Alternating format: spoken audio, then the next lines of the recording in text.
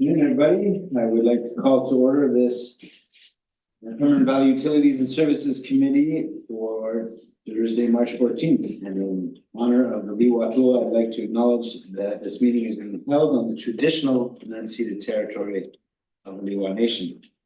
Any amendments to the agenda? None. Move is approved, or approved is presented. Director Mack, seconded by Director Kennett. Any opposed? Motion carries. We don't have it closed. And we're all with reports. We'll go to the consent agenda. Would anybody like to pull anything out? Seeing none, moved by Director Mack, seconded by Director Kennett. Opposed? Motion carries. Any business arising from the minutes? And now we're going to jump right into 7.1, which is the SLRD CA overall update. Thank you. Good afternoon, everyone. I don't have any updates today. Wow.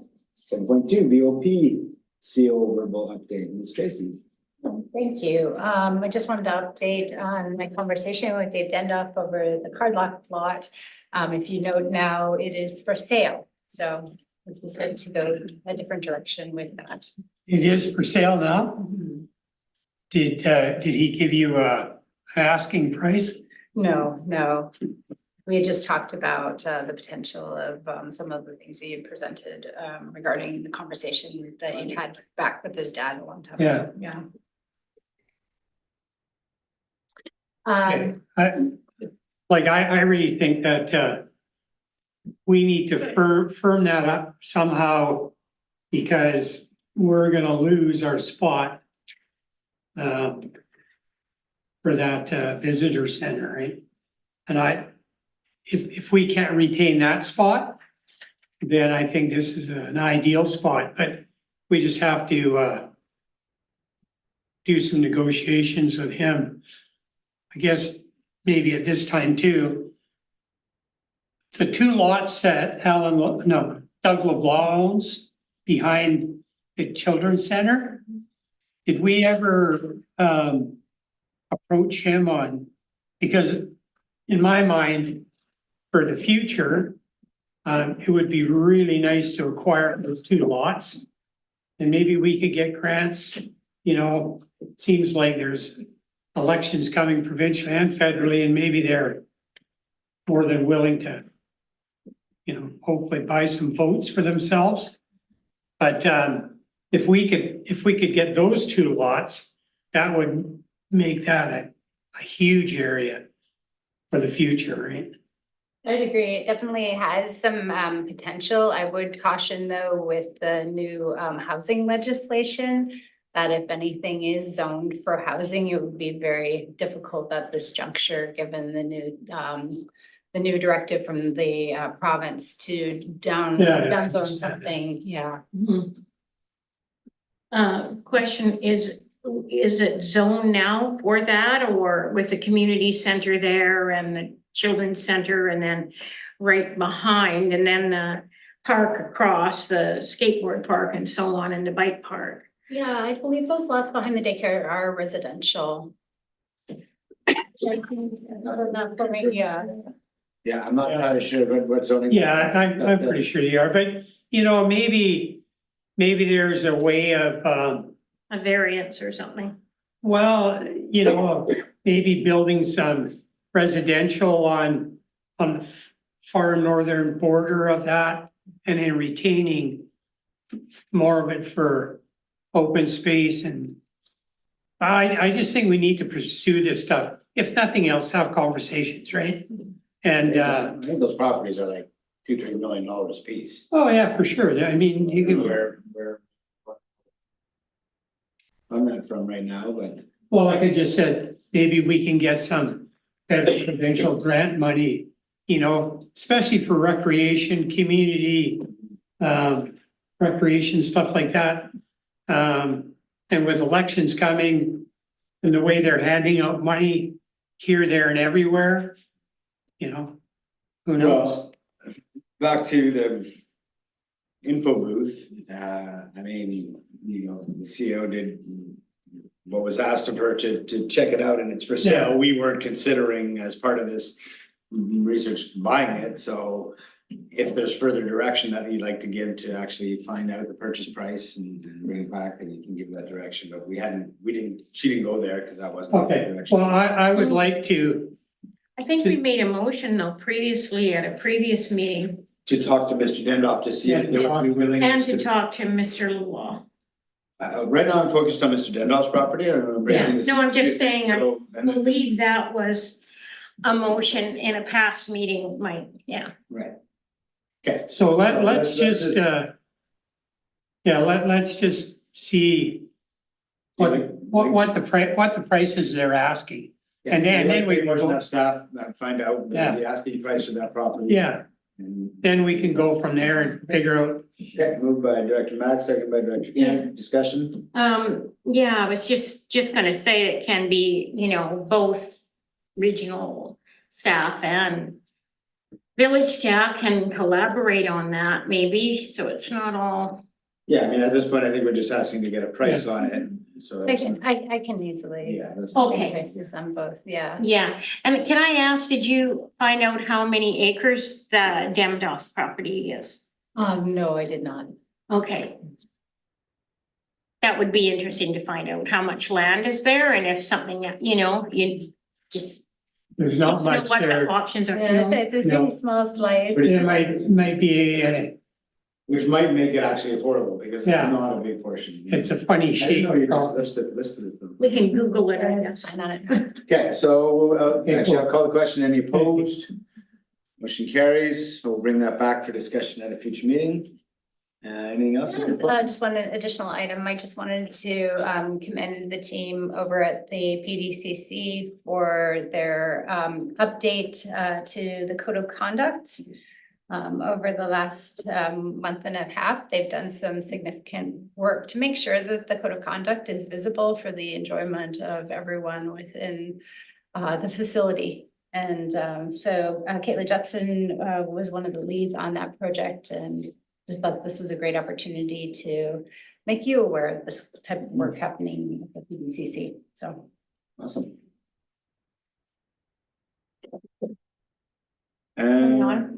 Did you want a motion to receive that, or do we have action? Okay, motion received, Director Mack, seconded by Director Kennett, any opposed, motion carries. Thank you, Ms. Tracy, that takes us to 7.3, information for recreation service with regards to the Berkeley Recreational and Cultural Society. Burns, good afternoon. Hi, good afternoon, everyone. Thank you for having me.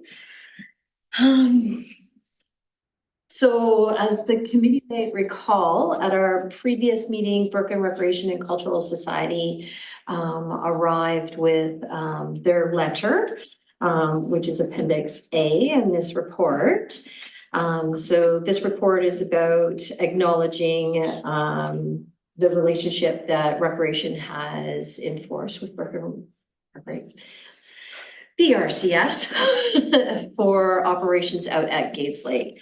At this time, at this juncture, the budget that has been allocated through PVUS and SLRG for Gates Lake management has been about maintenance and maintaining that facility. The relationship that we've managed to build with Berkeley Recreation and Cultural Society is based on, their desires for maintenance, or if they have any issues with maintenance, we do our best to rectify and move forward from that perspective, as well as we also book that space through our booking coordinator, so that we ensure that we're meeting all of our liability when we're renting our space. But they have been pursuing doing all of the activities and events at that space. They are the primary user of the space at Gates Lake. And I think that their letter is around them discuss, it's basically our goal is that we'll discuss the role of BCRS taking over maintenance of that space and operations of that space, is what they're requesting in their letter. And so I'm here to present that letter and facilitate conversation. Can you maybe explain the contractual setup with regards to maintenance on the park currently and Yeah. what that Yeah, so currently, we maintain the space through a snow clearing contractor as well as a landscape contractor. I think the budget is upwards of about, the budget covers the cost of doing, weekly maintenance in the summer by the landscaper. Our maintenance coordinator goes out weekly at a different time to ensure that he refreshes all of the facilities that are available out there. We've got some contingency in that budget for tree clearing and things like that, and doing safety of that lot, as well in the wintertime, snow clearing. So that is the bulk of what the budget currently covers. There's a little bit of extra in there for some additional maintenance, however, it's nothing significant at this time.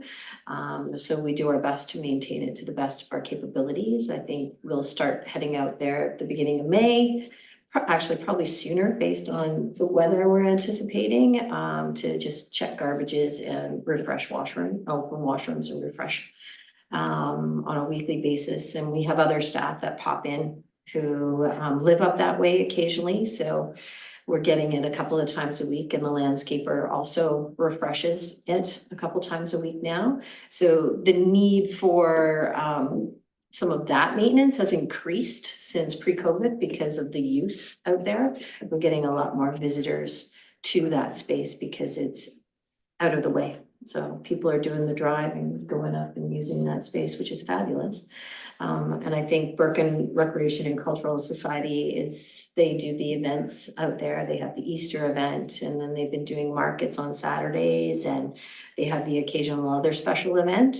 And the facility booking coordinator works with booking all of it, making sure that we've got everything in order for them to be out there safely.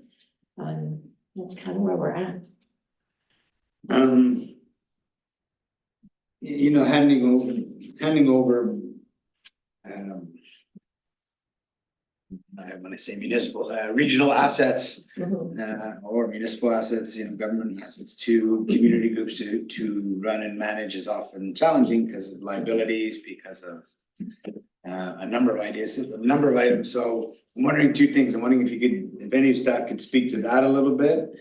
And the other side is if perhaps not, you know, as the letter says, you know, not handing over all these functions to the group, but are there other ways that the group could be more involved in the planning, the development and the maintenance without actually turning the asset over? Yeah, fair enough. I think what the budget doesn't currently cover with Gates Lake is the amount of time and energy that staff actually already put into dealing with Berken Cultural Recreation Society and their desires for more. So them being the primary user of that space, they take up a fair amount of the booking coordinator's time, and we aren't actually allocating any budget to her position from that budget for the time and energy that she currently puts into meeting their needs and their desires. They're very well, like, I mean, for the most part, from a community group perspective, they hit all of the targets. Their desires for more would definitely mean we would need to determine what that would look like from a budgetary perspective to add into the management of that space and working more closely with them on their desires for building it out. And I think currently at this point, their desires are for potable water, which I think the SLRD is moving towards and managing on their own. So it's almost as if the village is being utilized as an external contractor for managing the contractors of that space to a certain extent. So us being able to do more with them would require the budget to have more in it. Does that make sense? I think so, yeah. Yeah. That makes sense to me. Does that make sense? Go ahead. Mac and then Director Kemp. Yeah, the thing that like I've noticed there, I don't know who our landscape maintenance contractor is. But to be perfectly honest with you, they're doing a horrible job. Okay. Like the edges of the park used to be maintained. There's a lot of burdocks and stuff in there. That stuff used to be all taken out every year. So it was tidy. When I was there last, there was some very large limbs in those fir trees that were broken off, hanging there. And you're just terrified it's gonna come down in a windstorm and land on somebody's head. And I brought that up more than once. But the previous, we used to use Garibaldi Tree Service, Mhm. Paul Duncan Yeah. and his group, and they used to go in there every spring and take any of the branches down that were a problem. So I think we need to get back to that program. I know I've put a lot of money of Area C select funds, amenity funds into that park over and above budgetary stuff. And I know the study that was done a number of years ago, there's more people from Pemberton use it than actually from the Birken area. So, Maybe, pardon? yes, Yeah, there was. yeah, That was what the survey said, right? yeah, Survey said. pre-COVID, yeah. Yeah. Yeah, I should get that shown. But anyways, yeah, I think we just need to somehow pay more attention to that thing and, because it is a beautiful little Mhm. spot, right? And if we can get, like, I know I get complaints about the garbage not being picked up regularly and the washrooms not being serviced regularly.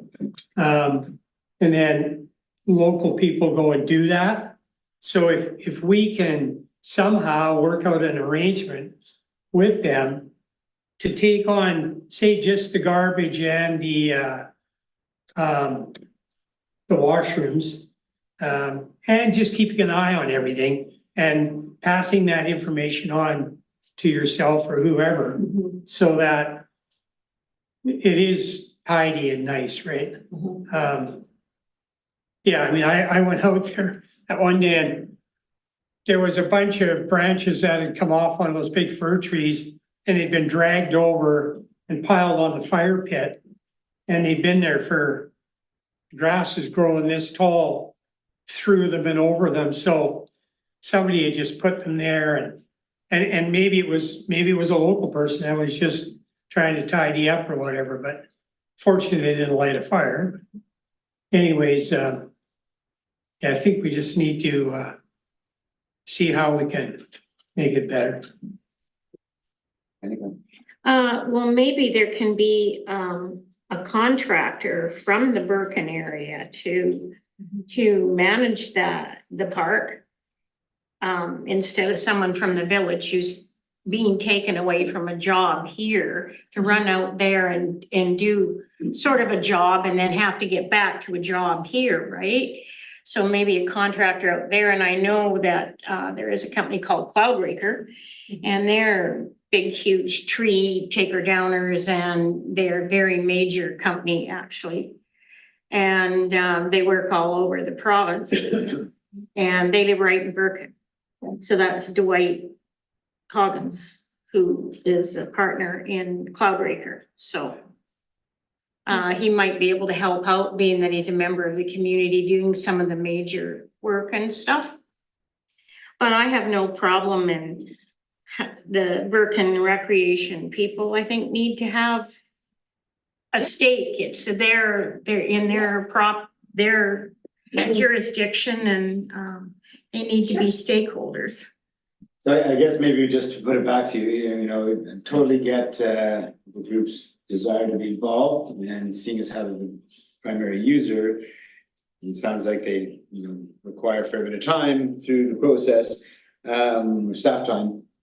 I'm happy to have staff look at a way to involve them further in some of the planning and some of the maintenance. I would look to staff to where that's appropriate in terms of your routine and how that works. I think handing over the asset and saying you run it, that's not really, unfortunately, a feasible sort of approach. Parks are sort of, they're owned by us. There are us municipality or jurisdictions And there's liabilities and expenses and all in budget, and we collect taxpayers. We're ultimately responsible for the taxpayers' money and how it gets spent. But having them more involved in it, I think it can have some really positive impacts on how it's run and how it's enjoyed. So I'm happy to have staff work with BCRS and our BRCS and see how we can make that relationship work a little bit better. Through the chair. I just want to point out that I believe it's Jan 2026 that the contract agreement with the Village of Pemberton will be up, and likely with the recreational services shifts that are happening, this would go from the SLRD out to RP, the maintenance and management of that park. And just wanted to flag that within that contract, we'd have to be aware of subcontracting regulations and those things when it comes to that. And keeping in mind that the effort today would be short-lived with the contract theoretically being over in 18 months. But also could be a test, a short iterative test. Through the chair, on February 28th, the board did resolve that staff explore, like SLRD staff explore potential options for the future management of Gates Lake Park and bring back a staff report to the board. And that's in anticipation of that January 1st, 2026 transfer, which the village and the SLRD are currently working in partnership towards. So I think that will help inform next steps as well around that park and how it will be managed after that transfer takes place. Yeah. Makes sense?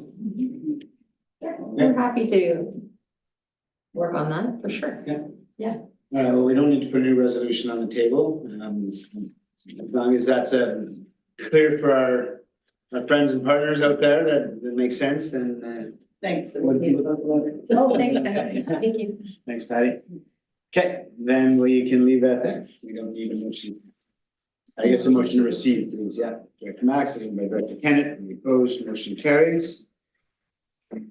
7.4, information report, rec service with regards to the nature playscape relocation.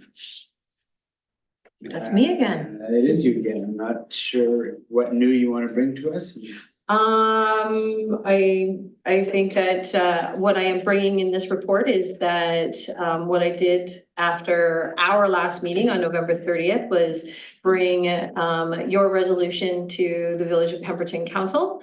And they requested that they be invited to speak at this meeting in order to discuss the option that was recommended by PVUS committee on November 30th. So that is what that report is for. And so maybe I'll give you a little more context to take you off the spot. And if there is questions with regards to the project itself, Christine can obviously help answer those. But the reason we brought it back here, and let me just explain the situation a little bit more, is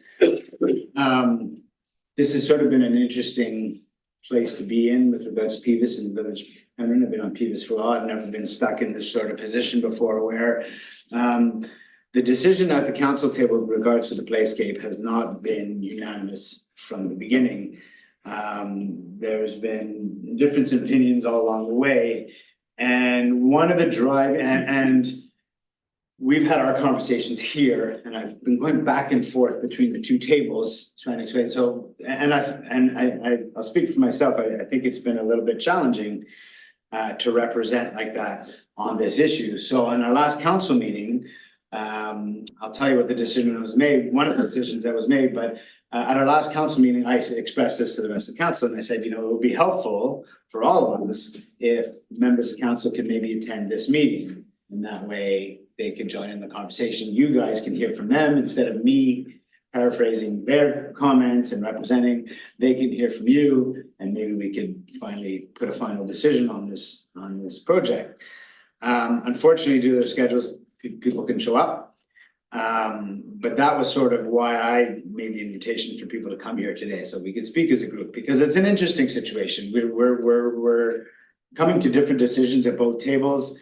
It's a shared service. It's a property that lies right in the middle of our downtown, but it's PVUS governed, so PVUS gets, so like it's this weird sort of gray space that's not been easy to navigate. Council, and now to give a little, try to represent once again.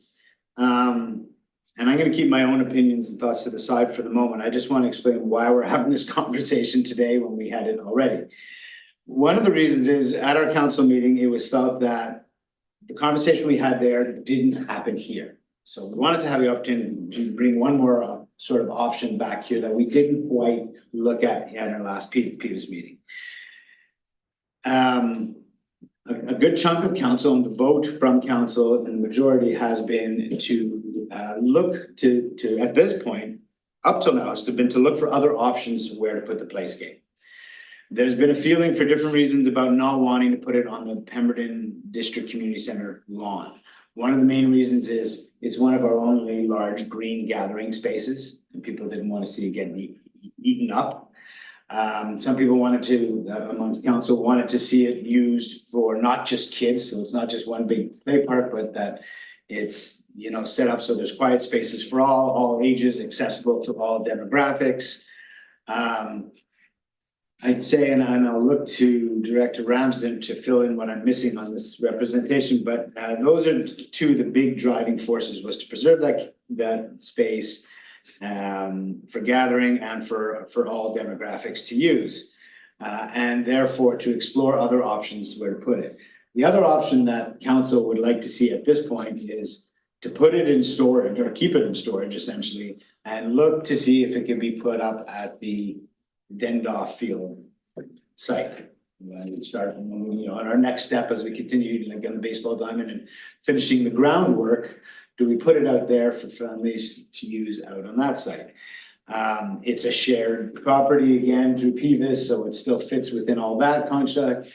And so that was where council landed on it on our last meeting, and it was felt, I think fairly so, that we didn't really hash that out here, that option. But you guys with us at PVUS didn't actually have a chance to discuss whether it should go out to Dendoff, be put in storage for a year or so, and then go out to Dendoff. So we wanted to bring it back to have an opportunity for you to understand, ask any questions about where council has come from up till now on this. And why we brought it back. And I got you, Director Mike. I just want to see if maybe, and again, I'm like, I'll get into my own, we can get into more discussion, debate in a second. I just want to make sure I fairly represent everything to this point. So I'm just going to look to Director Ramsden to see if I've missed any key points that we want to share with the community. No, I think that covered most of it, and I think what happened, and I want to be very clear, this was nothing absolutely to do with staff. I think what seemed to have happened is that there was a bit of confusion with council as to what the process was going to be. So when the decision came to PVUS last time, it was a slightly different decision than had been put to council before. So that's kind of where it's coming from council as well. And then, yeah, just to reiterate is what was felt by, it seems like, if I recall correctly, the majority of council was that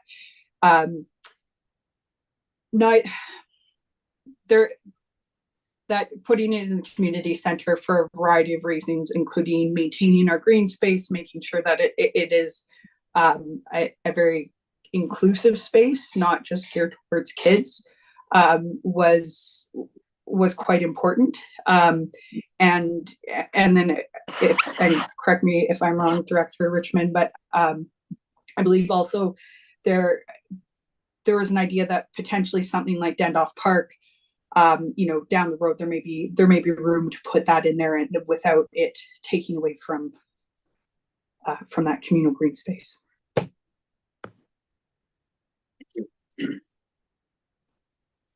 Yeah, so my thoughts initially would be, I don't think that's a good idea.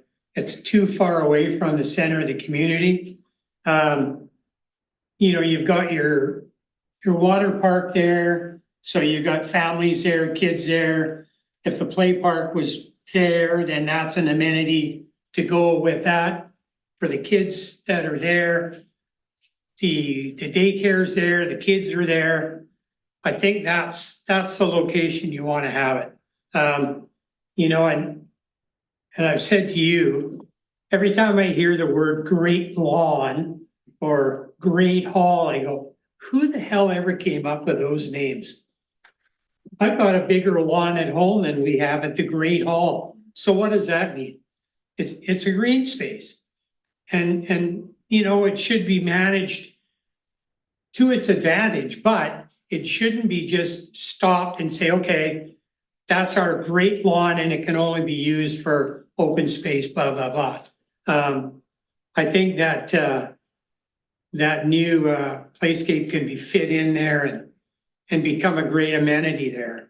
But if you put it out at Dendorf Park for the soccer teams, the baseball teams, eventually the bike guys to go there and participate in their sports, fine and dandy. But because it's a team, more of a team aspect park. Whereas to have, you know, mom and dad drive their kids out there individually or, you know, a group, I just think it's a little out of the way. I do, and you know, just to, and I got you next, Rick. And just to reply to that, I think the idea is that Dendorf Park, the outside, will become more and more, as opposed to a destination, go play soccer and come home, will be more and more that recreation hub where families do go and kids are riding the spray park while other kids are playing soccer and families are walking around. And I look forward to the day that that site has shade and play structures and for all ages in there. So I would counter that, you know, there is a space for it at Dendorf Park that would make sense. Like, I don't think it's just putting it next to a soccer field. It would be, and that's why we say put it in storage for now until we've designed that outdoor space. And, you know, again, we know where the baseball diamond's going. We know where the fields are. Now, how do we connect it all towards the indoor sites that we're eventually gonna build and add all these other features? So that's why it's, the resolution is sort of leaning towards a bit of a wait and see. Let's see where we can find an appropriate spot at Dendorf, or maybe somewhere else in the community, but not put it at the community center for now. Store it, let it sit, look at Dendorf and other options as we go. That's what's just for credit. Go ahead. And then I think I got recognized. That's it. When, if I can ask Angela a question, when did the playscape go in and when was it completed? It was sort of a phase 1 and a phase 2 process, right? Yeah, through the chair, there were a number of phases for that play park. So first was the nature piece where the maze was, and then we built sort of a seating area, and then the next space was the play structure and the natural knoll, and I think there's a bit of a sand pit as well. So we phased it, and part of that phasing, what made it successful with our Black Home funding grant. So when we did put in that grant application, part of the reason I think we were so successful in that volume of funding was because we said it was going to be placed in the hub of Pemberton, where people could access it by bike and walk, but it would also meet the diverse needs of what was happening within the community center, the daycare, the Francophone school, as well as the school across the street. So we do see school children, or we were seeing school children throughout the day using that as another option for outdoor play from the elementary school.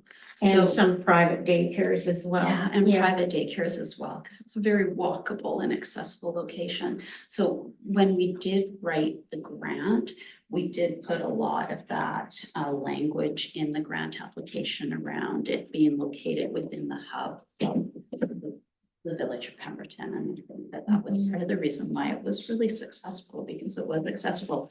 Mind you, that was well before a lot of the development had been happening out in the Dendorf area as well.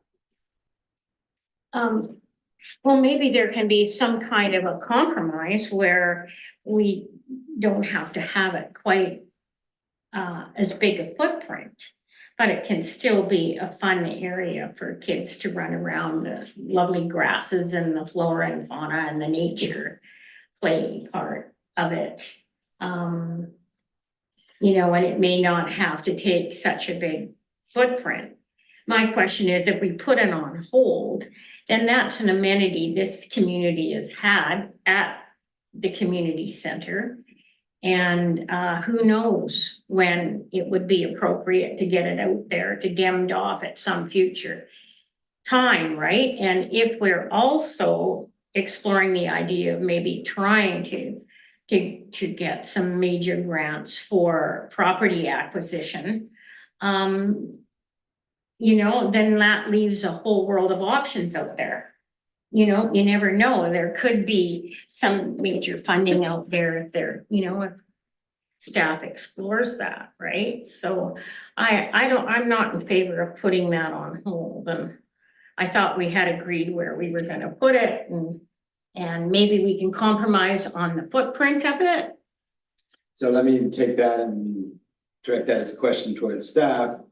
I know that in front of the new daycare expansion, in that area there's not enough room to accommodate the full playscape. I know there is some land to be finished landscaping in that area.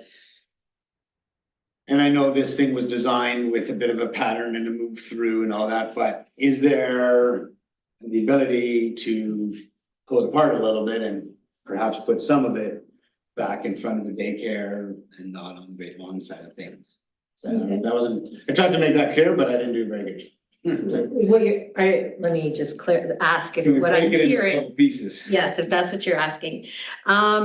You know, the intention of a playground is it's about the children having an opportunity to explore right then and there and build upon their creativity and their imagination and explore that area imminently. And then their play can roll out into other aspects. If we break it up, we're not developmentally appropriately setting them up for success at being like giving them those play opportunities for learning and being creative, because it's a single piece. So it would almost be like we're putting exercise equipment here and exercise equipment here. I think, you know, there's always options that can be explored. The big thing right now, though, is we're adding another 50 families to the daycare, which is, you know, the fence is about, I didn't actually put it out, but it's probably 30 feet from the front door of the community center. We have increased our programming. So we had 100 families on the wait list for just the school age programming on Monday night. So you factor that in. So all of a sudden, boom, on a daily basis, we're seeing potentially 200 families with multiple ages of children walking up and down between the facilities. So we have a foot traffic issue. We have people riding their bikes, electric bikes, moms with strollers, dogs. I myself was like sideswiped by a couple of kids on their mountain bikes. How can this stay leaving the building 2 weeks ago?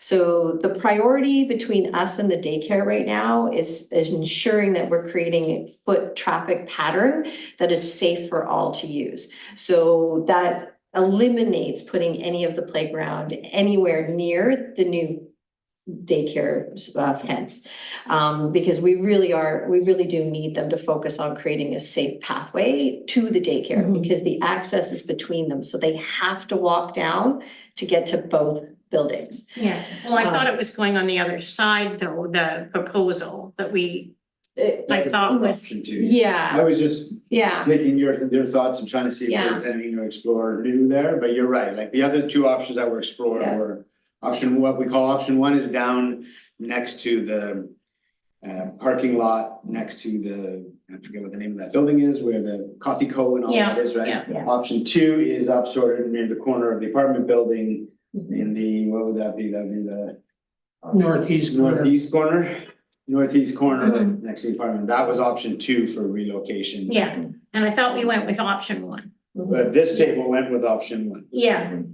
Well, Council has turned down option one, and that's why. they turned it down Yeah, council because of said, the footprint of the Because- Great Lawn. Yeah, I mean, option two was felt, I think, a little bit in general that it was like a little bit pinched in there. It would be a bit of a disruption to that apartment building and the residents there.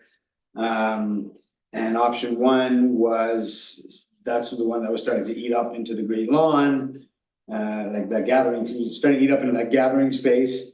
And so council didn't like that either and said, you know what, let's wait a little bit longer and find another better option.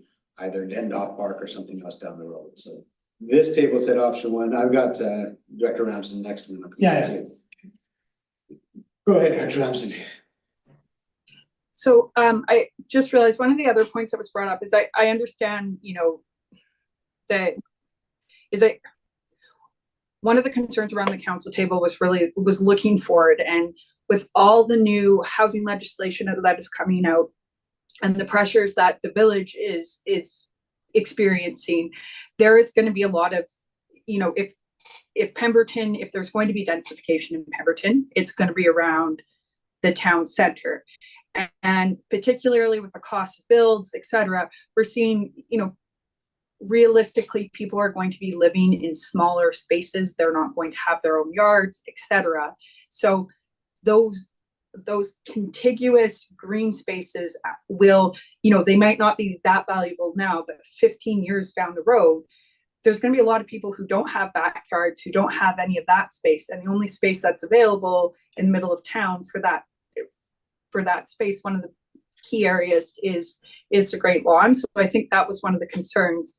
And then also speaking to the idea of Dendorf Park is that, again, looking 10 years down the road, that is, you know, that's arguably going to be the second hub or center within the village and the area. And there's going to be a lot of sports complexes down there. And as somebody who's currently living in the area, I mean, there's not a lot of, there's two small parks that I'm aware of in the area, but, you know, for kids who are attending their older siblings' soccer games or their baseball games, or, you know, having some play structures out there, I think would end up being utilized quite a bit. So I think it's also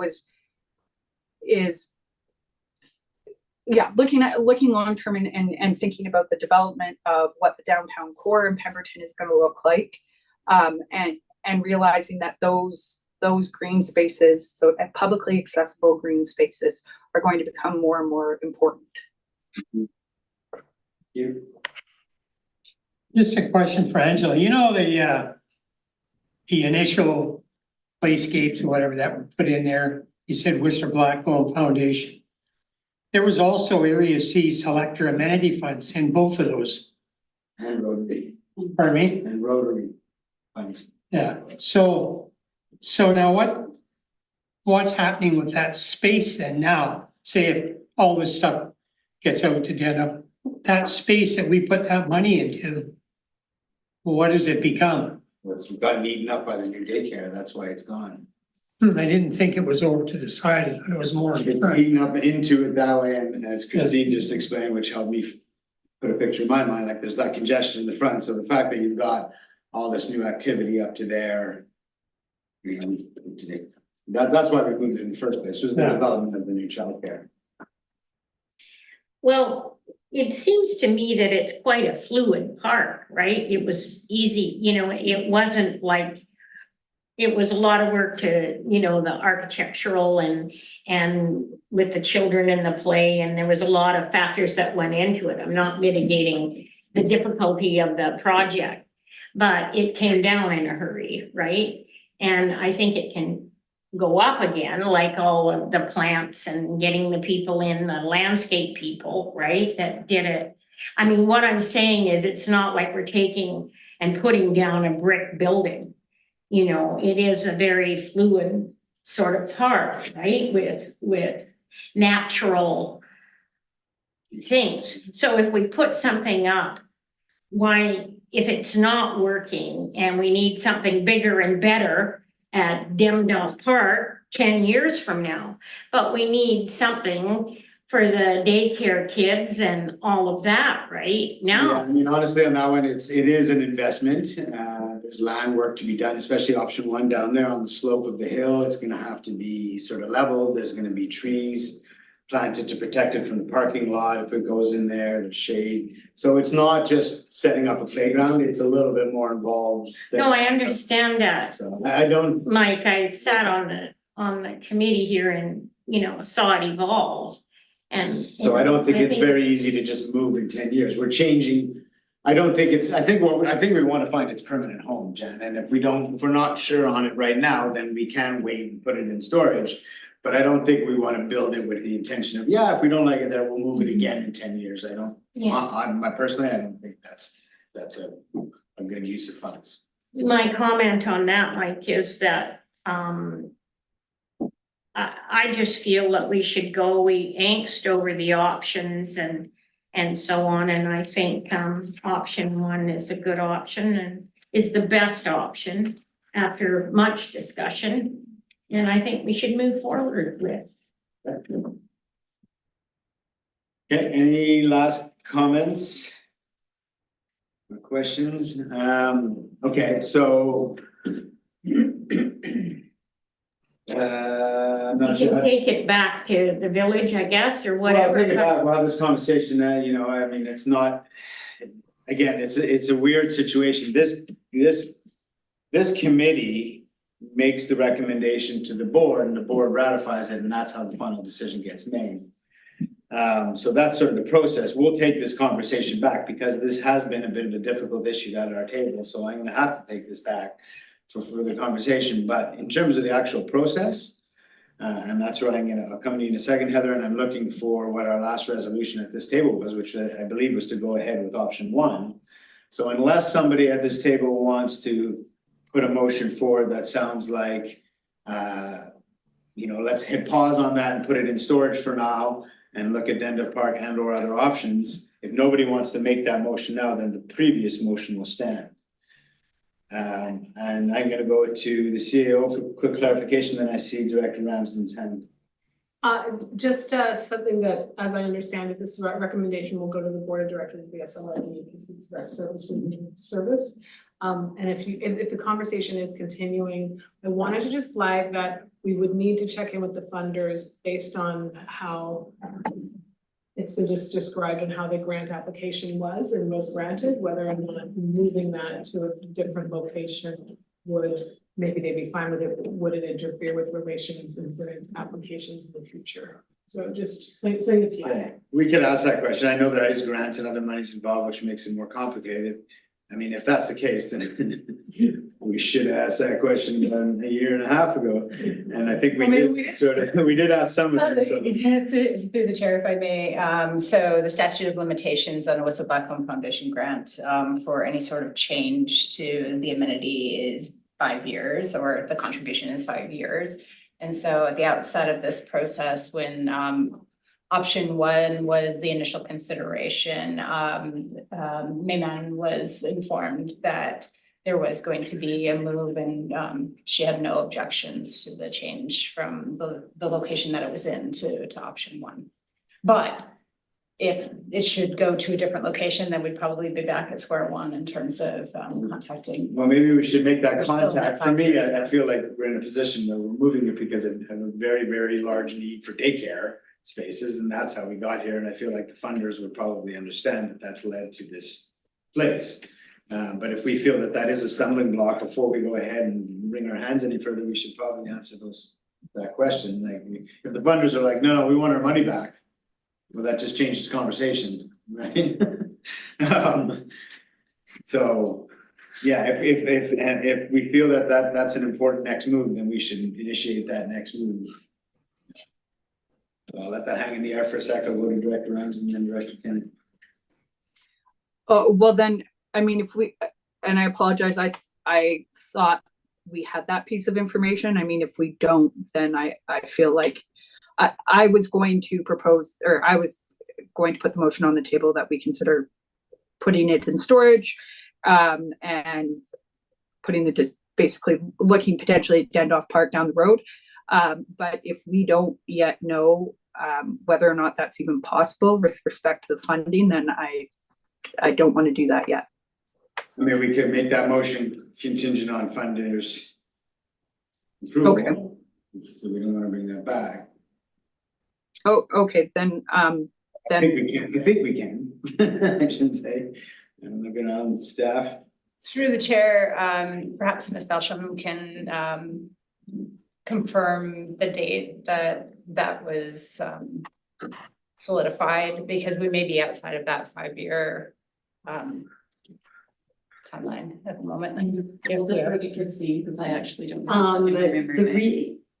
Through the chair, we reached out to Whistler Blackcomb Foundation back in early 2023 because the removal occurred. We did it in 2022, end of 2022, when the playground was coming out, just to let them know that this was coming out with the intention of relocating at some point.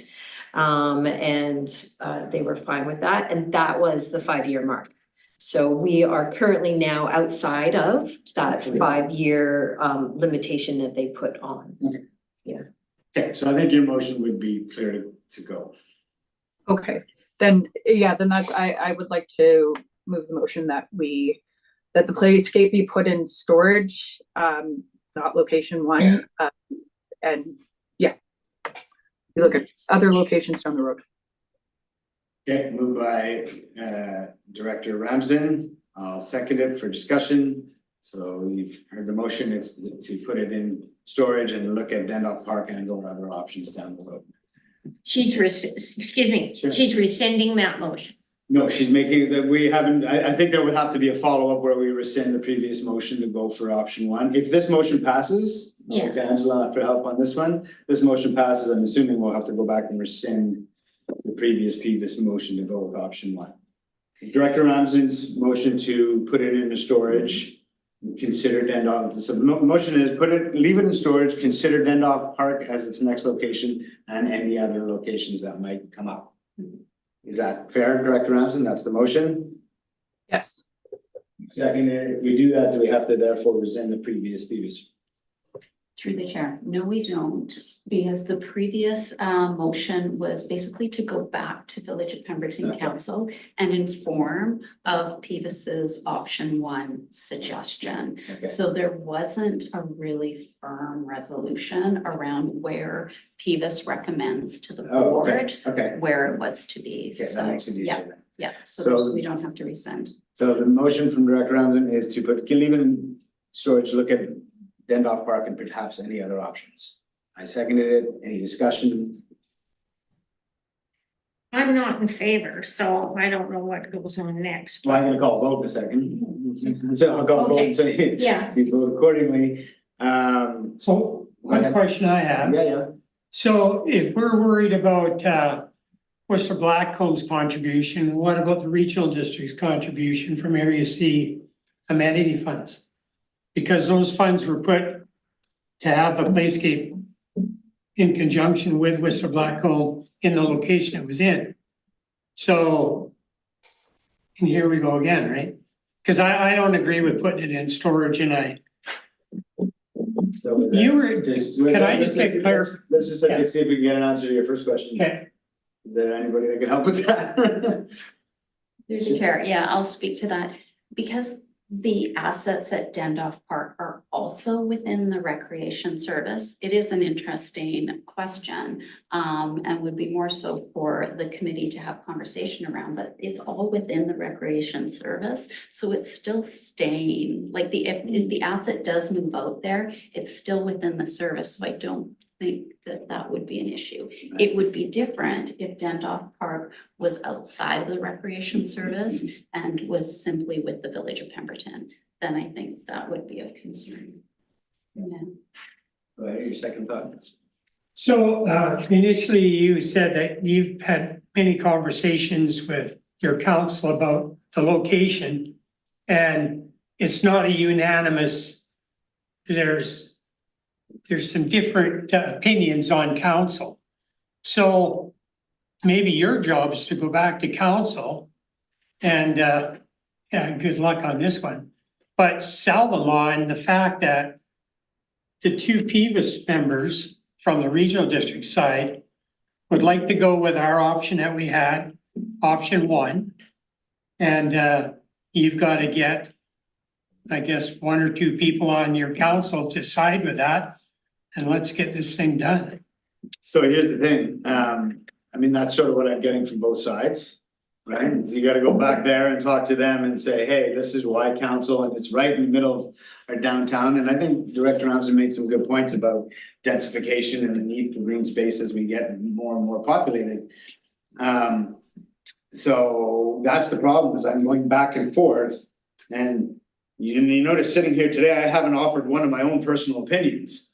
I'm sitting here trying to represent what I'm getting from council, because that's my job here, sitting at the PVUS table. I haven't even told you how I feel. I've made my case at the council table, and you're right, it was it was voted for, similar to Director Ramsden's motion, to put it in storage, but it's been generally a 3-2 split has been the vote on most of it, and there's been a series of motions to get us here. The first one was no, hit pause, look at other options. Then it was to put a survey together, and then we did the survey, and then it was to, like, there's been a lot of motions from council that's taken us here, that we've approved some of those same motions here. But I'm in that same spot. I'm going back and forth, and so council feels strongly about the preservation of that space and looking at this park somewhere else. PVUS committee members feel strongly that, yeah, it belongs here and let's keep it here. The reality of the situation right now, in case nobody else has seen the writing on the wall happening here, is Director Ramsden has made a motion. I've seconded it. I'm gonna call a question in a minute. If the motion fails, then I'll be looking for another motion.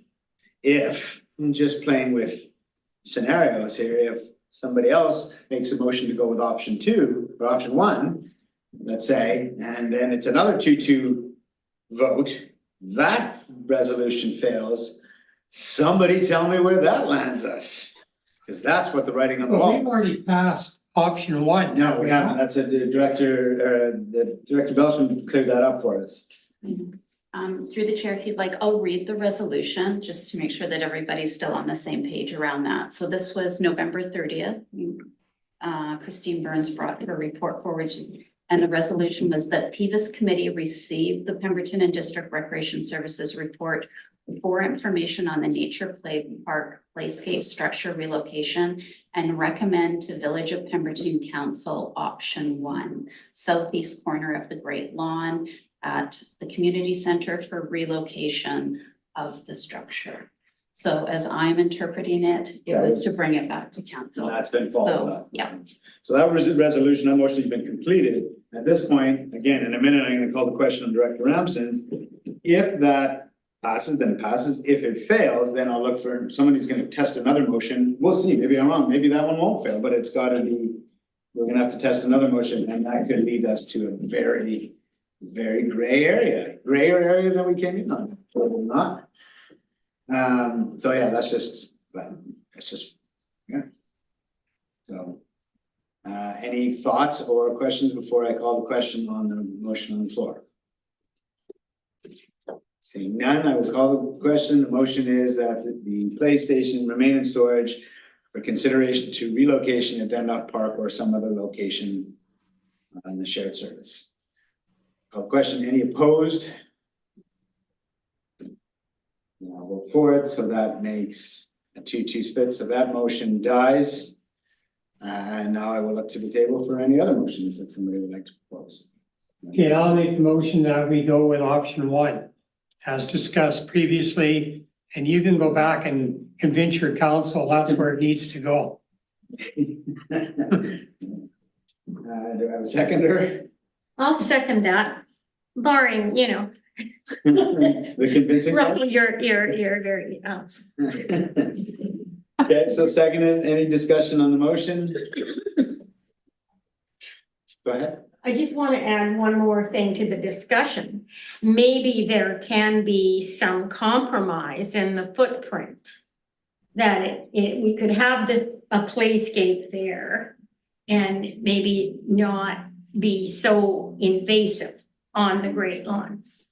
Yeah, I mean, I haven't heard any options coming forward for staff with that, with the answer I heard earlier. That there could be a compromise on the footprint of it, Director Ramsden?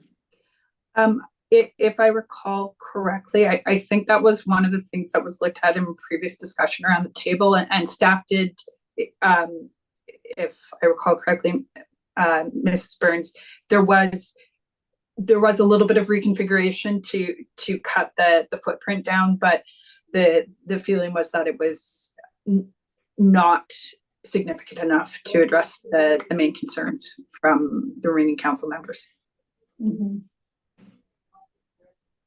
Further discussion, the reason why I'm holding firm is that I truly believe with the daycare there and all the young children that are using the area and that it's, and in the community and close to the walkability that we're trying to create here and so on, I just think that for the goal of environment and everything else that the community is trying to do, I think the community center is still the place for the playscape option one, so.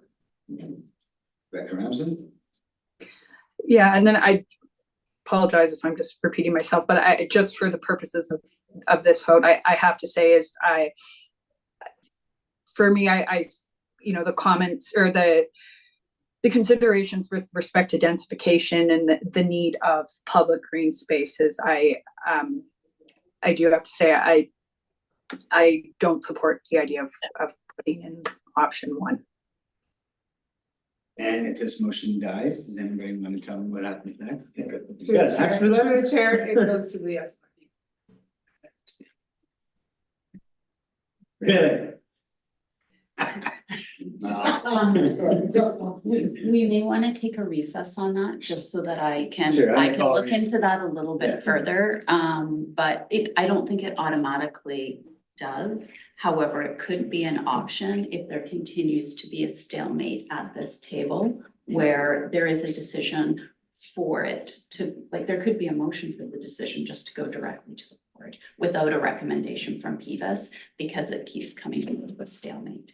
But if you'd like to recess, then I can. Sure. I'll recess. I'm still here.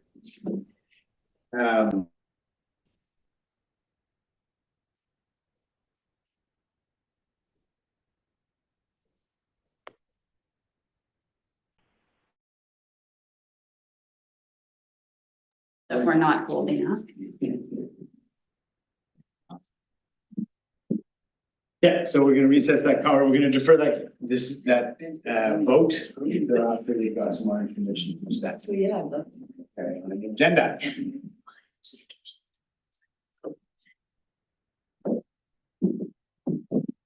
Hi. So we'll wait to come back to 7.4, which takes us to 7.5, which is back on to budget. I believe. 7.5, that budget. Excellent. I would like to invite Finance Manager Thomas Conley to the table, please.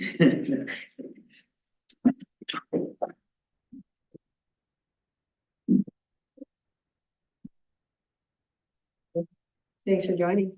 Much voice today. Okay. I'm happy to chat. Okay, everyone is received, I believe, through Ms. LaFrance. I do not have the report in front of me, sorry. But I do believe that we presented an unaudited version of the recreation budget at the February 13th meeting. So that has been reviewed by council. And you are receiving, what you've received again has been reviewed by council. It does still remain unaudited.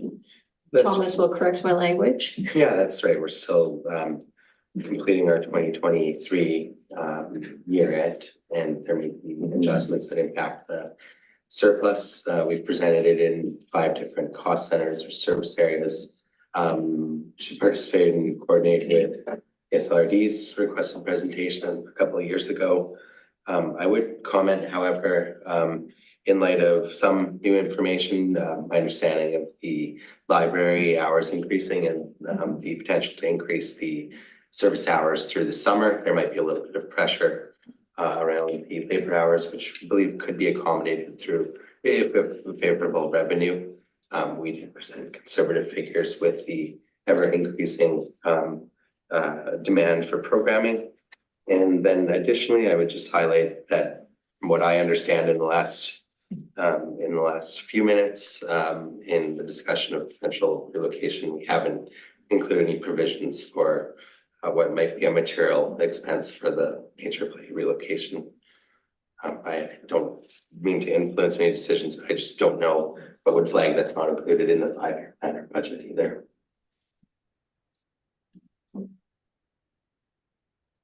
Open for questions. Thank you very much. Any questions? Well, good job, you guys. I mean, you're trying hard with so much more usage there at the center. We get that. I think all of the services in the community are feeling the pinch, right? So.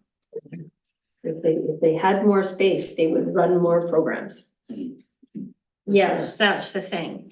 And there again, then, you know, maybe, well, I'll say what I think. I think maybe that the Great Lawn, which isn't really a holy place as such, it is important. I'm not saying it's not, but, you know, maybe it'll have to expand outwards towards the space that we do have, you know, sooner than people think, I think. Time will tell. Yeah. Yeah, I think we have discussed doing a recreation master plan so that we can forecast more clearly from a planning perspective. That hasn't been included in this year's recreation budget. However, we are looking towards that moving forward at some point in the imminent future. So lots of, you know, it's a very exciting time. Pemberton is growing and the community is flourishing, and I think they're saying they want activities at the community center, as many as they can get, and it's Absolutely. awesome to be a part of it. So we worked really hard on this budget, so I'm pretty confident that I worked really hard on last year's as well. We are completely out of COVID at this point in time and continuing to grow.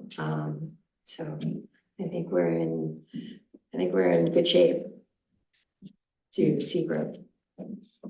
I guess one concern I have, and the letter from the library later on will add to that. Why are we closing the community center on Sundays for, what is it, 6 months? Not quite 6 months. 5 months, hey? Yeah, I think what we've seen currently to date is a significant decrease in use and activity on weekends in those summer months. And in order to be fiscally responsible, it's something that I felt necessary to attempt to do, because that's how things have been, you know, open to whatever needs to be discussed. I have received the library letter as well. They let me have it in advance of forwarding it to the SLRD as well. It definitely comes down to being fiscally responsible to the community and the taxpayers of our community, and making sure that we're allowing the facility to be open for what is being used. And we didn't, last summer, we didn't have any complaints, not one, about not being open on a Sunday. We also had some staffing challenges on long weekends, are very challenging from a staffing perspective. So we did close, I do believe, each long weekend, we were closed Saturday and Sunday in the summertime, because we couldn't facilitate staffing on the Saturday even, let alone the Sunday. So there's those things to take into consideration as well. However, I will always work to achieve success. So especially. Yeah, I personally, I think that facility should be open 7 days a week. And now, you know, with the warm weather we get now, it's a cooling space for people to go and sit and do whatever. If you close, the library has to close because it's not efficient at the moment. So that impacts that. I see in their letter, they're getting 80 to 100 people there in a 6-hour period on Sundays, and that's going up. If we have the same weather we have this year, which I presume we will, it's supposed to go to 20 degrees on the weekend. So I think that we really need to look at how do we keep that facility open on Sundays, even if it's just a mirror of the library's hours, the 6 hours or whatever, so that it doesn't impact their operations. Because I think that that library is a really valuable asset to our community. And yeah, it's just, I think we need to figure out how to do that. If I Yeah, may respond through the chair, we do not, they have, what's going on is they actually have staff so that they can open the library on their own on a Sunday. What we're doing is just not opening the rest of the facility. So their concerns are in regards to accessibility. So they don't have an accessible washroom in the library. It means they don't have access to underground parking in the elevator on a. Yeah, exactly. I understand The that. facility, the library would still open on Sundays. I understand that fully, So- but with you being closed, they don't have the same ability to operate in their normal fashion. Yep. So, you know, maybe it was a bad design decision in the beginning to put those two entities together the way they are. But I really believe that community center needs to be open for the same amount of hours that the library would be open, so that they can access some of the amenities that you have. And I think, like you just said, you know, it's getting busier and busier and busier, and maybe some programming could be laid out on Sundays where it attracts people in. And I think with like the library, a lot of people, Sunday is their day off, so to speak, and they go and they access this stuff. And I think you could attract, you know, the same amount of people to come into your facility to make it, you know, usable. And so anyways, I really think that's important. So I'll leave it at that. Okay. Director Ramsey, go ahead. Yeah, I just wanted to say, thank you. You guys have clearly put in a lot of work to this budget. And I think the recreation services, or like you guys are doing a fantastic job. I further to Director's Mac's comments, I would say, I think in an ideal world, if we could operate the community center 7 days a week throughout the year, I do see that as being a benefit to the community. That being said, I recognize the decision that, you know, given that there is a drop off in attendance, it's not always, you know, fiscally, does that make the most sense? And so I think the question maybe before us is are we willing to put our money where if we want to do that, are we willing to fund it? And do we think that's like, I don't know how much that would add to the budget. And is that something that we think the communities are willing to shoulder for those increased 7 days a week? What is the budget? Pardon me? Sorry, I was just following up on your statement, asking what the budget impact would be for opening those. If I may, through the chair. So we're looking at a minimum of an 8-hour shift, if not 12 hours of additional time, plus some supervisory time for coordination. So approximately 14 hours of additional time on a weekly basis. Then there's obviously the offset expenses of cleaners, which run us currently about 210 to 210 a day. And then there's the expenses of the facility being open and the added wear and tear on it, which is not something I can put a value to right off the bat. It's give or take an additional 20 probably, and 20,000, like that's probably high, but probably about an additional 20,000 to the labor budget to facilitate that for this year. Is that- Yeah, I would say that's a pretty good assessment. When we briefly spoke about it, as kind of quick as it was. The question that would need to be optimized too is whether there's incremental overhead labor, meaning to changes or manage some of the staffing challenges and supervisory and so forth. I think there's a little work that would need to be done, but I think the 20,000 would be a fair assessment.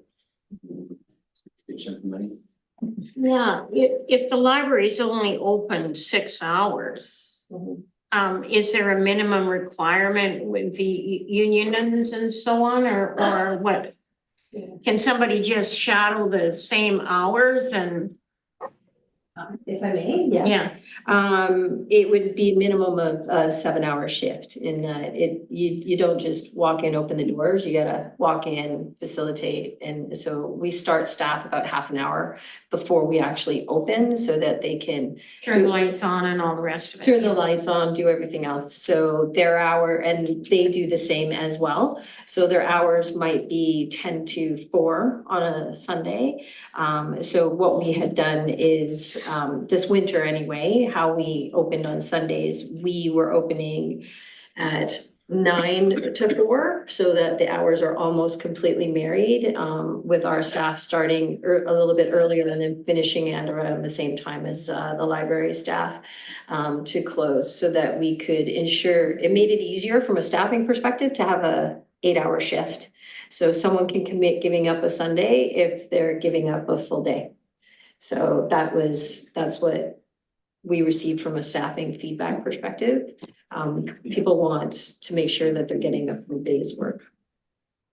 Yeah, I think Director Mack makes a good point. So having that kind of facility open all the time, just so people know, I think is definitely where we want to get to. For this budget's showing a few increases, although it's a lean budget, but there's still some increases to the taxpayer. If we can keep the library open under this scheme on Sundays and maybe work our way towards, I would like to see us get towards that 7-day a week as well. But I don't know if we want to add $20,000+ to the budget this year. So I'm personally happy to see us go ahead with the direction staff was taken, and then I think, be clear that we do want to get there where Sundays are open. And if we don't open them on Sundays, I do want to make sure that if we need to for cooling stations, like that's a whole other thing there, that if we need that, we have the ability to open it on a Sunday if residents need because of whether get hot or cold. Yeah. If I may, I can answer that, and the answer to that is yes. So I had worked very closely with the emergency coordinator last year around opening, if we needed to, as a cooling facility or emergency response building for reception center for some of the other incidents that occurred last year. And that was something that is definitely we can do. And at the same time, because you're opening as a cooling center, they were receiving funds to offset the expense of having to staff that space.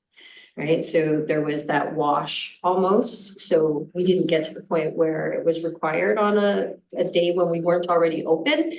But if we had gotten to the point where we wanted it open as a cooling center, the emergency coordinator was in a position of receiving funds from the government in order to offset expenses for opening it. So that is always a potential option.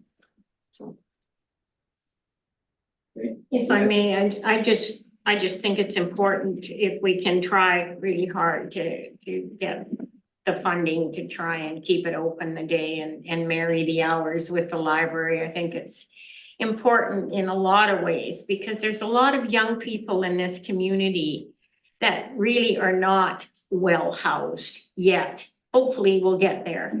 But the community center and the library is a place where they can go do their computer stuff and, interact with the community, cool off, if they're in a very hot one-bedroom suite or something. It's such an important asset to our community just on general living. So I don't know, I know there's a fancy word for it, but there's a lot of people out there struggling in this community. I mean, even though we appear very wealthy and all the rest of it, there's a lot of people struggling, and this community center really feeds the need. So are you guys looking for, we need to approve what is presented at this point or make suggestions? Where we at? What are you looking to us for direction? Yeah, I guess a couple of questions that would probably be through Ms. LaFrance and what's required for this committee. The one question I would have though, Suzanne, is whether, depending on the recommendations today, whether you would need additional direction just to increase the subsequent years in the 5-year plan to reflect an incremental labor assumption. I think if needed to simplify your process, 20,000 growing at 5% a year for the next 4 would probably be a reasonable placeholder, but just wanted to let you provide that comment as well with that front. Yeah, for the 5-year budget, we don't have to be updating that at this point. We can just refine that figure, and then in 2025 for that budget, if it's still the will of the PVUS committee to open on the Sundays, we can add that in. Then I don't think we have to amend this 5-year plan. It's just a preliminary budget that's shown as 2025. So that would be my preferred option. But I'd like to potentially get into a presentation to the PVUS committee on the PVUS budgets that haven't been approved yet. Yeah. And this is the last view of these budgets before they go to the board for adoption at the end of this month. Yeah, for sure. No, I just wanted to see if there's anything else on the recreation that we needed to resolve or if we move right into the rest of the budgets. Good to carry on. Okay. Thanks, both of you. Okay. So I'll just share my screen and just go over the report.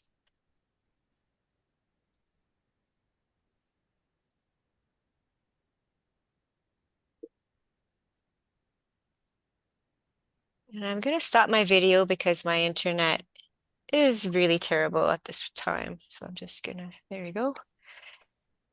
And so we already went through the assessments, and I'm just gonna, in lieu of time, I'm gonna go right to the the taxation amounts for the full service.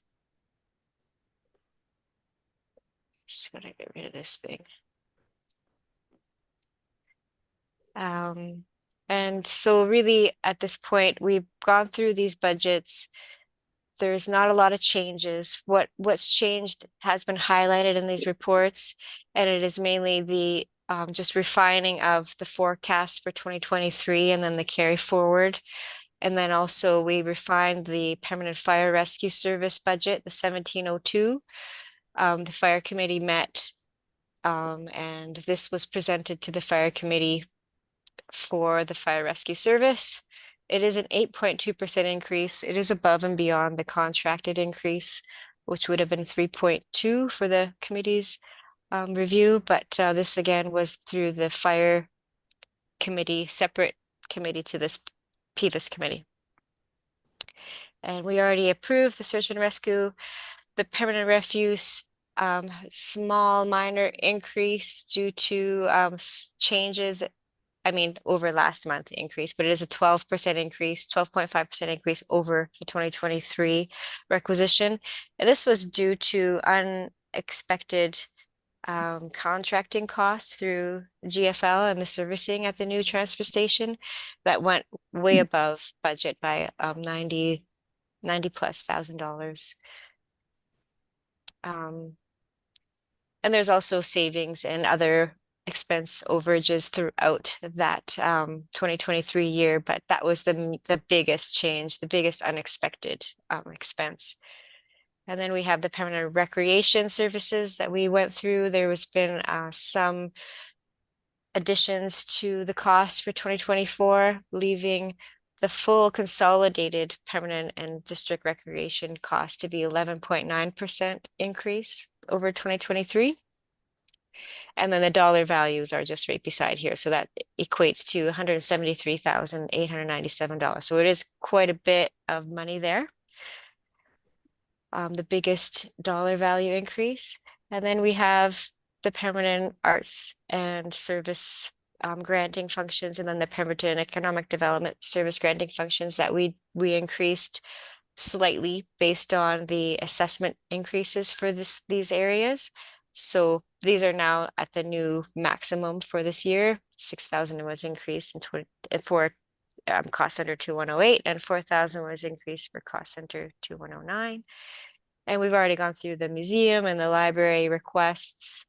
They are listed here, as well as the cemetery. And then the Permanent Valley Trails has a small increase of 3,397 for the year, which equates to 5.4%.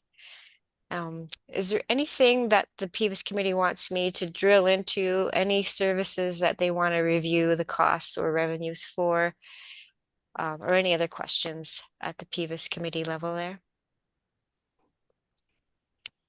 Any of the services in particular? No, the only thing I guess I have, like with the rescue budget, like the fire department rescue budget, like that's supposed to be 3.2, okay, it's 8 point whatever, but I think when the time comes that we do a new contract, whatever we decide, like every year, it's never the 3.2 or whatever the cost of living is. And never it comes in at that 3.2, it's always considerably more all the time. I think if we're gonna sign a contract and it's gonna be a 10% increase every year, then it's 10%. It can't come in at 15% or, you know, whatever. But yeah, just because it keeps adding up and adding up and adding up, and their budget was almost doubled 2 years ago when we changed the formula or whatever, right? So yeah, I think it's just we need to get a handle on some of this stuff at some point. I think if you look through all our budgets at the SLRD and through PVUS, many of them have gone up around 8 to 10%. Yeah, I understand. I think that's the Yeah. standard across the province with a lot of budgets dealing Yeah. with not just CPI, but other pressures. Mhm. So, you know, for me, I didn't see any want to haves in that budget to bring it to that point. But yeah, it's pretty standard. I mean, what did we just say? Recreation was 11.2. Yeah. And I think if we over focus on the percentage sometimes as opposed to what's on the lines, then we're not getting a clear picture.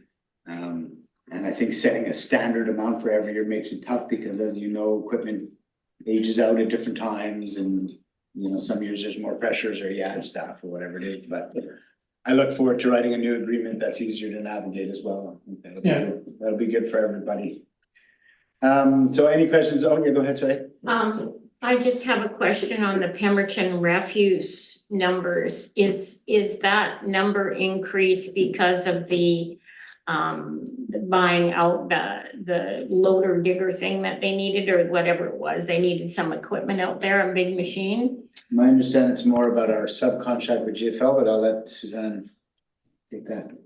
Yeah, the contract with Lillooet, they use their own machinery, so I don't actually see those expenses come through our books. It's through the contract through the actual contractor running the site. So I wasn't aware that they had to purchase that equipment. Well, I think what Director Kennett's referring to, if I remember the same thing, is there was a piece of equipment that they thought they needed rather Yeah, above and I and beyond think what it they came out had. of our budget, so I'm just wondering if that increase reflects that. I think or the if it's big something increase else. here is more around tipping fees and contracting with GFL, is it not, Suzanne? Is that what- Yeah, the biggest unexpected expense increase was through the servicing costs. And I think it's, what I understand from Mary Lou, it's the type of bins we have and the frequency we have to unload them is quite frequent. So that cost from GFL was double what we had budgeted. So it ended up being a deficit carry forward into 2024. But luckily, the one good thing about 2024, the completed roll had a lot of assessment changes for Area C and the Village of Pemberton, including additional inventory. So even though, say, the permanent rescue service at the top here did go up 8.2%, it was only 11%, 11 cents of a difference per 500,000 of assessment. So for $1 million house, they would only see a 22-cent increase in that service. So the overall change for the average taxpayer would be $12.74 per 500 of assessment, which is pretty reasonable. And that, like I said, it's due to the assessment changes in the 2024 completed roll. Okay, So thank that is, you. yeah.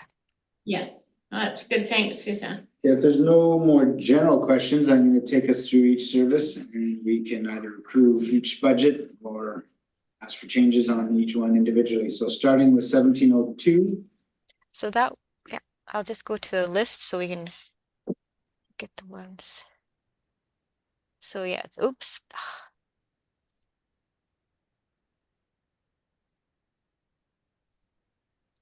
So yeah, that's, sorry, Mike, you can go ahead.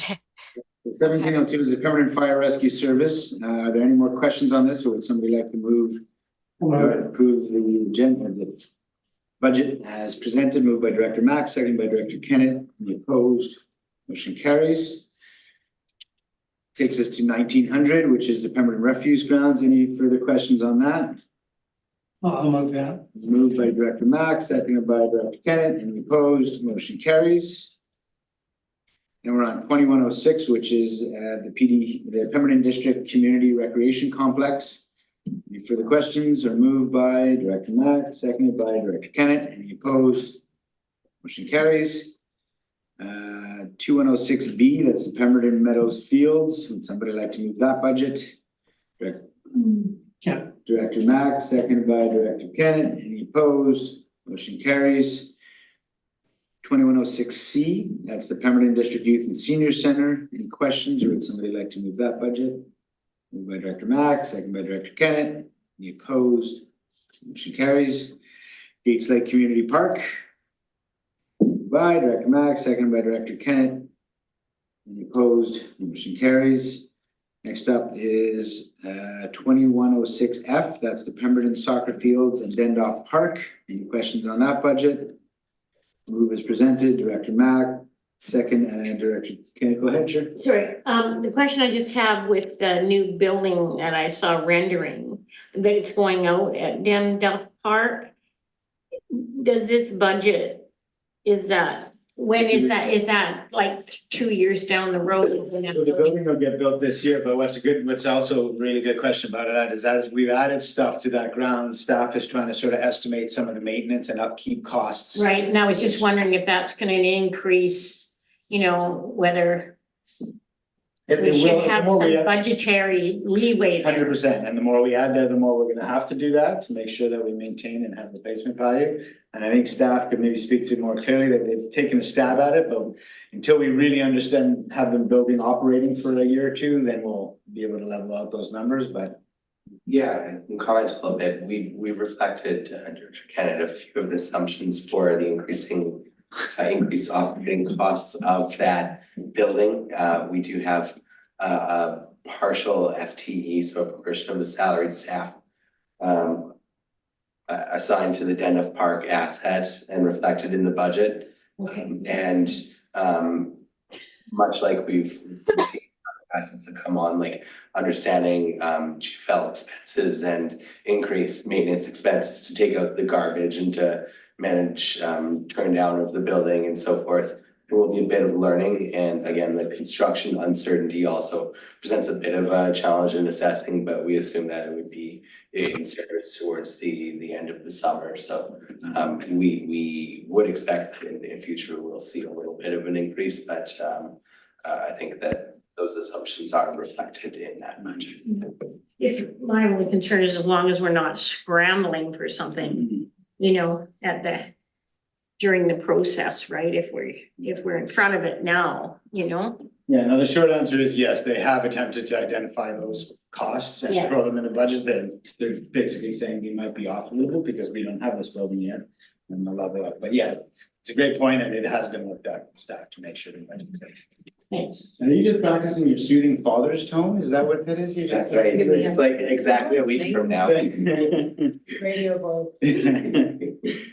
Okay, I'll call the question on that budget, which is 2106 F, I believe. Any opposed? Motion carries.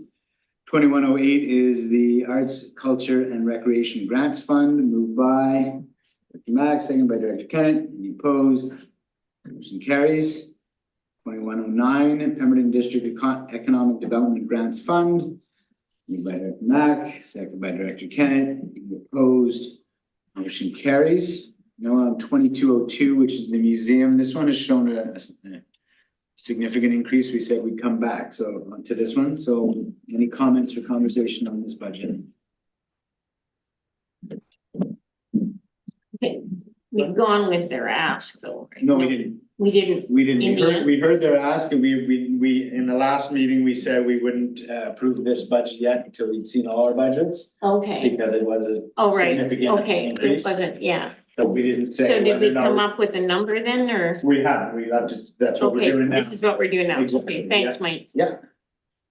So yeah, whether we want to go with the full ask or a portion of the ask or a budget ask or what we'd like to do. So I'm looking to the committee for direction.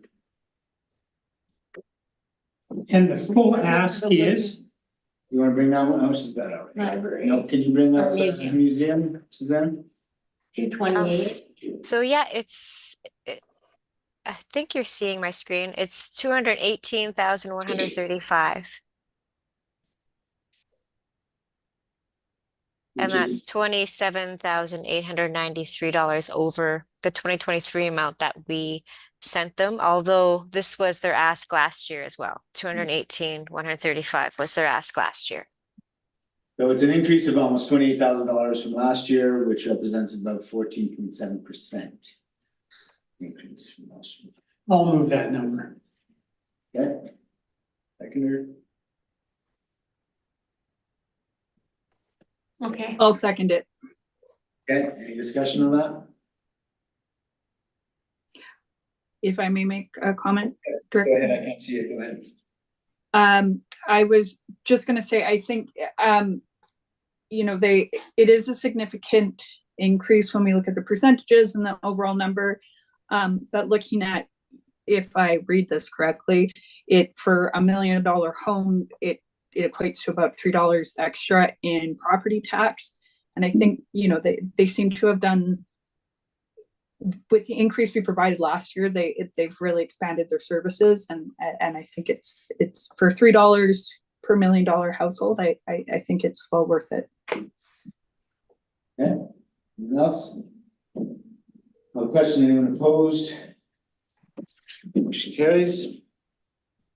2502, Pemberton District Library budget. Any comments or questions on that? To approve as presented, Director Mack, second by Director Kennan. Any opposed? Motion carries. And the last one is 3003. It's the Pemberton Valley Recreational Trail Service. Any questions or comments? Someone would like to approve the budget as presented. Director Kennett, second by Director Mack. The cemetery, and that we've already done that. Did I miss something? No, I got it, didn't I? We did approve that in February, the cemetery. Yeah. we did. Okay. I got a seconder on the budget for 3003. Any discussion? Opposed? Motion carries. And that's all you need from the committee, Suzanne? Yes, that's great. Thank you so much. Thank you, one step closer. Suzanne, don't go away. I'm here, I think I'm here still. Yeah, you're still here. Director Markey. I'm gonna need to ask you a question once we get to the library, their letter, so. Okay. Okay, so that's it for budgets. Going to go back in time, just for fun. Through the chair, may I suggest a brief recess, just for a quick conversation? Okay, maybe, do we want to just finish the late business? Sure. While we're cleaning all that up and we'll just have the last sentence, Thomas. Okay, so we'll go to decision on late business. We have one item for late business, which is correspondence for action from the district library board, requesting support and helping to find a workable solution to keep the facility open on Sundays. Would somebody like to speak to this item? Go ahead. Yeah, so obviously you figured out that I want to see that happen, right? So my question is, they've always been talking about putting in another entrance exit that was separate to the community center. Now, if that's facilitated, it still doesn't do away with all their concerns like the washroom and whatnot, but they wouldn't have to have the community center open for them to be open. Now, they don't have the parkade and all that stuff, fine and dandy.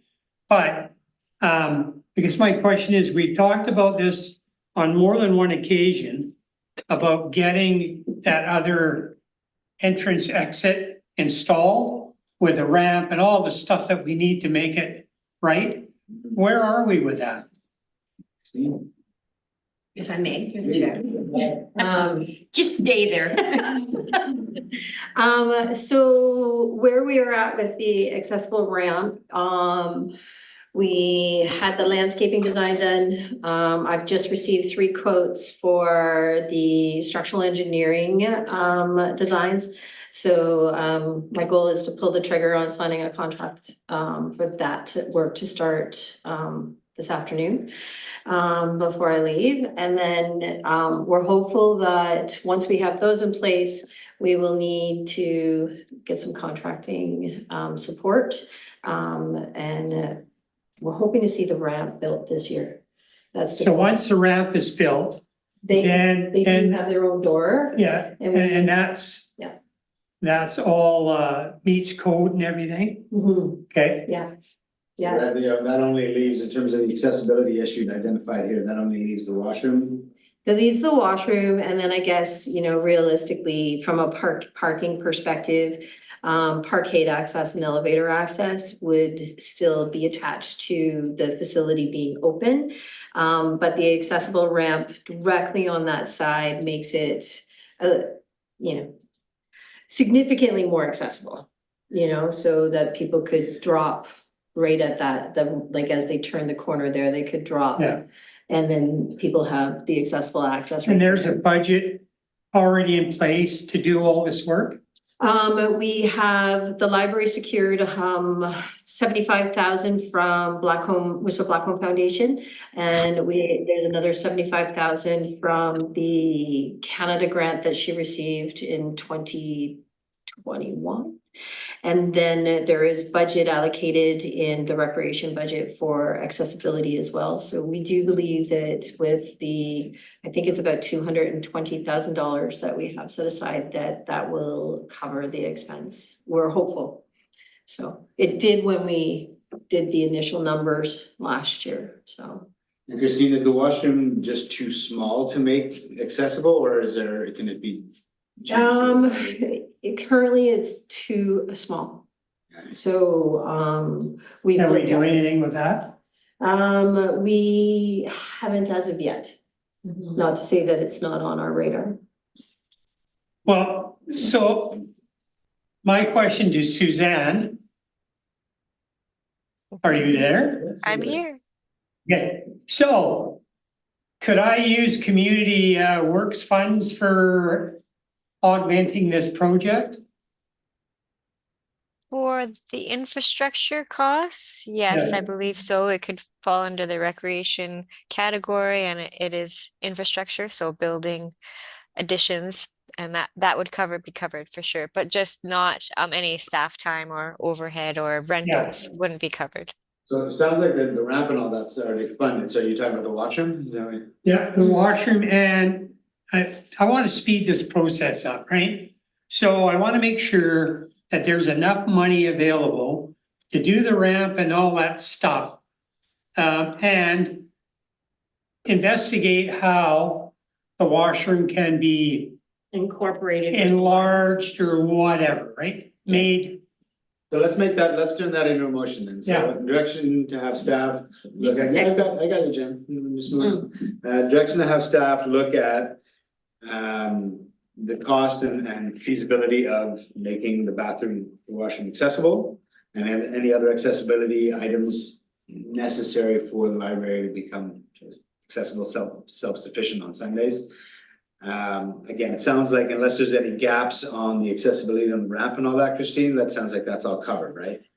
We are very hopeful that we've offset Yeah. that expense. Yeah, no, bring that back to. We're hoping not to, there's still. but if you need to, you can, right? Thank you very We much. need to get this thing done. So I had a second the motion for conversation, so we can go to you, go ahead. Just on discussion, I was just thinking, like, when you talk about the bathroom, the washrooms, would that be, I think the optimum would be to have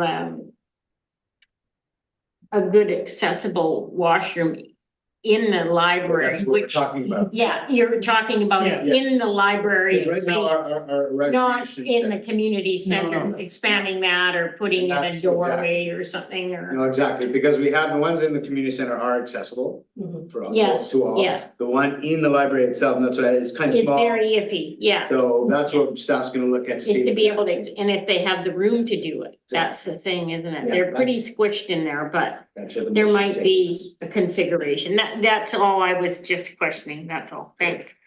We can look at that, no problem. Okay, any other discussion on that? Opposed, motion carries. So that takes care of 9.1. Thank you, Ms. Burns, and now I'm gonna call recess. Good, okay, so I'll call back to order the previous meeting.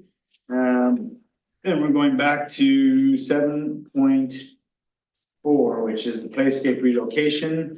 We have a motion on the table that's been seconded to put the playscape on location or on option number 1, as we call it. Staff has gone away to find out for information in the event that this motion dies, what happens next? Ms. Belsham? Through the chair, an option for the PVUS committee would be to take it to the board, as this is an administration and operation of a service under legislation section 208. It is a weighted participant vote at the board table. The weighted participant vote, meaning that the 2 areas within the service, SLRD Area C and Village of Pemberton, would again have an opportunity to vote at the board table, but it is only those 2 participants involved. And in the event that, so we had a motion earlier to put it into storage and wait to find another location at Dendon Park or other, that motion failed. Now this motion here, if it fails, we're saying it can go to the board. If it goes to a weighted participant vote at the board and that motion fails, then what would happen next? Then we'd have to come all the way back here for new direction. Is that how it would work? Okay, just make that clear. Any questions on that piece? Comments on that piece? Okay, saying none, we can go back to the motion on the floor, which is to put the playscape back on location number 1. Would anyone like to speak to the motion itself at this point? Seeing none, no, go ahead. I just think that's the right decision, so there you go. Okay. So I will call the question on the motion. Any opposed? And I'll oppose it, send it to the next stage. Motion fails. So at this point, this conversation will be taken up to the board and we'll review it at that point. Okay. Any directors notice a motion? So none, motion to adjourn, please. Dr. Max, second by Dr. Kenneth, any opposed, we're adjourned, thanks everybody.